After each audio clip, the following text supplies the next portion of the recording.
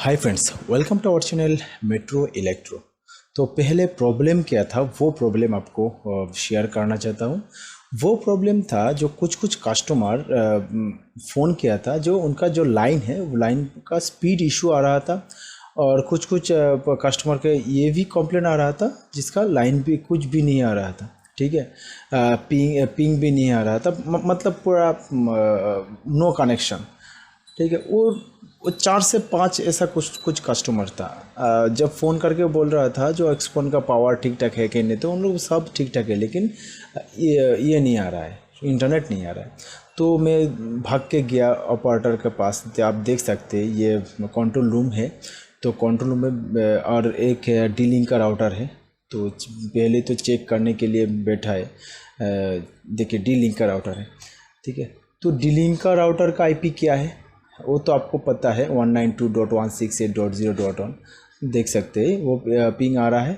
888 में भी, मतलब गूगल का भी पिंग आ रहा है। और एक जो मतलब ये लगा है, देखिए 192.168.2.1। ये जो आईपी है वो आईपी थोड़ा उत्पटंग लग रहा है, क्योंकि वो आईपी राउटर पे भी नहीं है और कंट्रोल रूम किसी का डिवाइस में भी नहीं है, लेकिन ये पिंग आ रहा है। तो जो कस्टमर फ़ोन किया था ना, वो कस्टमर डिजिसोल जो राउटर है वो राउटर यूज़ कर रहा था, और वो राउटर का जो लॉगिन आईपी है वो आईपी 192.168.2.1 ये वाला आईपी है। तो जो वो वाला आईपी देखिए फुल, मतलब लेटेंसी हाई नहीं है, मतलब पूरा लेटेंसी दे रहा है, 1 2 1 2 1 2, हाई नहीं। तो ये प्रॉब्लम हो रहा था। तो आप देख सकते हैं, एक बार चेक करने के लिए मैं इनपुट का जो लाइन है वो ओपन कर दिया। करने के बाद डेस्टिनेशन होस्ट अनरीचेबल देख सकते हैं हो गया। तो मतलब पूरा उनका जो लाइन है ना, पूरा एरिया उनका जो जोन है, जोन पे ये इशू आ रहा है। तो ये जो प्रॉब्लम मैं सॉल्व किया थोड़ा, डिजिसोल राउटर का जो आईपी है वो आईपी को, लॉगिन आईपी को चेंज करने के बाद ही ये इशू सॉल्व हो रहा है। तो 192.168.2.1 के जगह पे 192.168.0.1 डाल देने के बाद ही ये इशू सॉल्व हो रहा है। तो मतलब ये लूप का जो इशू है, स्पीड का इशू, ये इशू सॉल्व हो रहा है। तो एक्चुअली ये तो परमानेंट का सॉल्व नहीं है।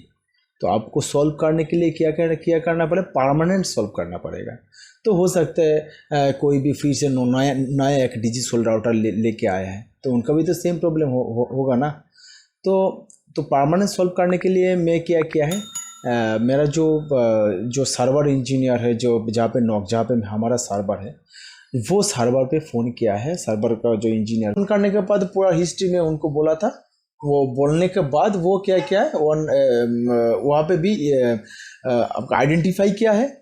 आइडेंटिफाई करके जो राउटर पे वो प्रॉब्लम किया है वो राउटर को ब्लॉक किया है, मतलब आईपी को ब्लॉक करने के बाद आप देख सकते हैं 8.8.8 को रिप्ले आ रहा है, और 192.168.2.1 पे रिप्ले नहीं आ रहा है।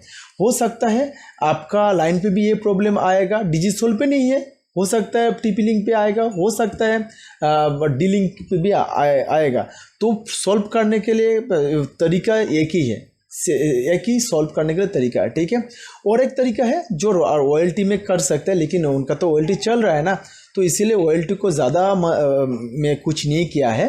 तो एक्चुअली क्या होता है, PON 1 को एक बार खुल के, PON 2 को एक बार खुल के, PON 3 को खुल के और ऑफ करके हम लोग ये ऐसे एक एक करके कर सकते हैं। लेकिन एक्चुअली ये पिकअप टाइम में होता है ना, तो वो टाइम पे हम लोग खुलेंगे ज़्यादा, ऑफ करेंगे, वो करने के बाद लाइन पे ज़्यादा प्रॉब्लम आ जाएगा और कस्टमर को ट्रैवल ज़्यादा हो जाएगा। तो इसीलिए हम लोग क्या करते हैं, डायरेक्ट सर्वर का जो इंजीनियर होता है वो इंजीनियर को फ़ोन कर देता है। वो इंजीनियर का ये प्रॉब्लम आइडेंटिफाई करके, आईपी को आइडेंटिफाई करके आईपी को ब्लॉक कर देता है। करने के बाद ये प्रॉब्लम सॉल्व कर देता है। ठीक है, तो ये था आज का ये वीडियो। तो नेक्स्ट वीडियो पे मिलते हैं और एक प्रॉब्लम लेके, तब तक बाय।